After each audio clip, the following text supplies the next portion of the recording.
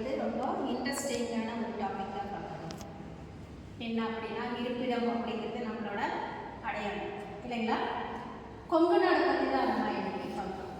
கொங்கு நாடு அப்படின்னாவே என்ன முதல் ஞாபகத்துக்கு வரணும் எல்லாத்துக்கும் தண்ணி, சிறுவாணி தண்ணி சொல்கிறாங்க இல்லையா. அது போக என்ன ரொம்ப மரியாதையாக பேசுவாங்க இல்லையா அப்படின்னு நினைக்கிறாங்க. ஆனால் எனக்கு எல்லா மொழிகளுமே அழகானது தான் அப்படின்னு நான் சொல்லுவேன். ஆனாலும் வெளியில் இருக்கிறவங்களுக்கெல்லாம் என்ன கொங்கு நாடு தவிர்த்து வேறு இடத்துல இருந்து பார்க்குறவங்களுக்கெல்லாம் கொங்கு நாட்டில் பேசுகிற தமிழ் ரொம்ப அழகானது அப்படின்னு சொல்லி கேள்விப்பட்டிருப்பீங்க இல்லையா. ஏன் அப்படின்னா எல்லாத்தையுமே வாங்க போங்க என்னங்க வாங்க திட்டுறது கூட மரியாதை தான் திருப்பாங்கன்னா பார்த்துக்கோங்க. அதுதான் இதைத்தான் சொல்ல வராங்க சரிங்களா. அடுத்தது என்ன பார்த்தோம்னா கொங்கு நாட்டில் மிகவும் சிறப்பு வாய்ந்தது எது அப்படின்னா உணவு. இந்த தண்ணியோட மகிமை தான். இது என்னன்னா எந்த உணவு சமைச்சாலுமே அறுசுவை சேர்ந்து இருக்கிற மாதிரி இருக்கும். இப்போ உணவு அப்படிங்கிறது கொங்கு நாட்டில் சமைக்கிற உணவு எல்லாத்துக்குமே ரொம்ப பிடித்தமானதாக இருக்கும். அப்போ தேடி தேடி கூட சாப்பிடுவாங்க. இப்போ சமூக வலைத்தளங்களில் இதை பற்றின பதிவுகள் நிறைய போட்டுருக்காங்க. முக்கியமாக கொங்கு நாட்டில் என்ன எல்லா வளங்களுமே இருக்குது. இங்கே என்ன நீர் வளம் இருக்குது, நிலவளம் இருக்குது, மலை வளம் இருக்குது, எல்லாமே ஒரு சேர்ந்த நிலப்பகுதியாக இருக்குது.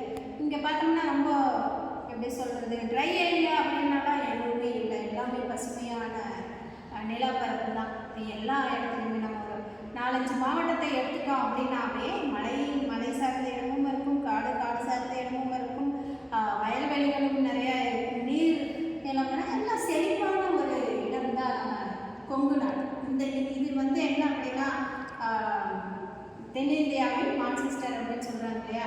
இது எதுக்காக சொல்கிறாங்க அப்படின்னு இன்னொரு குறிப்பு இருக்குன்னா இங்கே நிறைய பருத்தி விளையுது இல்லையா. இந்த பருத்தியை வச்சு தான் மான்செஸ்டர் அப்படின்றாங்க. இது என்னென்னா இங்கிலாந்து நாட்டில் ஒரு குறியீடாக சொன்னாங்க. அதை தான் இந்தியாவில் எந்த மாநிலத்துக்கு ஒரு மாவட்டத்துக்கு பொருந்தும் அப்படின்னு பார்த்தோம்னா கோவை மாவட்டத்துக்கு தான் பொருந்தும். இது கொங்கு நாடு அப்படிங்கிறது கோவை மாவட்டம் மட்டுமல்ல, இதை சுற்றி இருக்கிற ஒரு 4-5 மாவட்டத்தையும் சேர்ந்து தான் இருக்குது. பெரும் மலைப்பகுதிகளை உடையது அப்படிங்கிறது என்ன அப்படின்னு பார்த்தோம்னா நீலகிரி மலை எடுத்துக்கலாம். இந்த பக்கம் பார்த்தோம்னா கிருஷ்ணகிரி வரைக்கும் இருக்கிற மலைத்தொடர்கள் மேற்கு தொடர்ச்சி மலையும் எடுத்துக்கலாம், கிழக்கு தொடர்ச்சி மலையும் எடுத்துக்கலாம். இது எல்லாமே கொங்கு வட்டாரத்தை சுற்றி தான் அமைஞ்சிருக்கு. இதெல்லாம் மலைப்பகுதிகள். நிலப்பகுதியில் பார்த்தோம்னா இந்த கோயம்புத்தூர் எடுத்துக்கலாம், அதுக்கப்புறம் ஈரோடு எடுத்துக்கலாம், திருப்பூர் எடுத்துக்கலாம், கரூர் எடுத்துக்கலாம், இந்த பக்கம் பார்த்தோம்னா பொள்ளாச்சி எடுத்துக்கலாம். இதெல்லாம் என்னென்னா கொங்கு வட்டாரத்தை சார்ந்தது.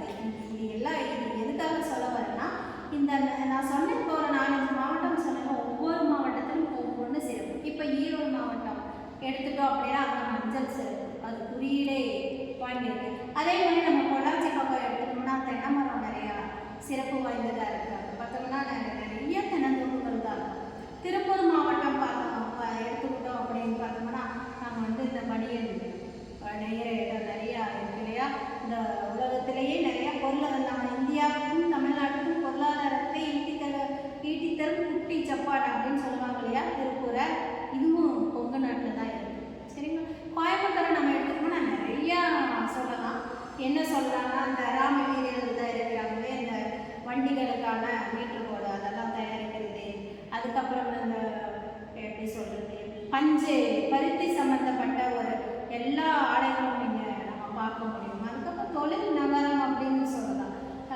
தமிழ்நாட்டில் 2வது பெரிய நகரம் அப்படின்னு எடுத்துக்கிட்டோம்னாவே கோவை மாவட்டம் தான். அப்போ எல்லா நிலப்பகுதியுமே அங்கங்கே தனித்தனியாக நம்ம பிரித்து எடுத்துக்கிட்டோமோ ஒவ்வொரு நிலப்பகுதிக்கும் ஒவ்வொரு சிறப்பு இருக்குது. இதெல்லாம் இருந்தால் நம்ம கொங்கு வட்டம் அப்படின்னு சொல்கிறதே நம்ம பெருமையாக எடுத்துக்கலாம் சரிங்களா.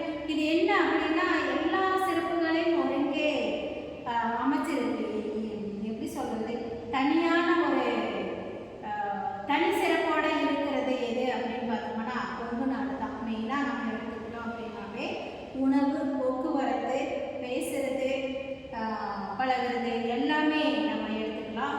ரொம்ப முக்கியமான சிறப்பான சிறுவாணி தண்ணி சொல்கிறாங்க. உலகத்திலேயே சுவைமிக்க நீர் எது அப்படின்னு பார்த்தோம்னா சிறுவாணி நீரும் ஒன்று அப்படின்னு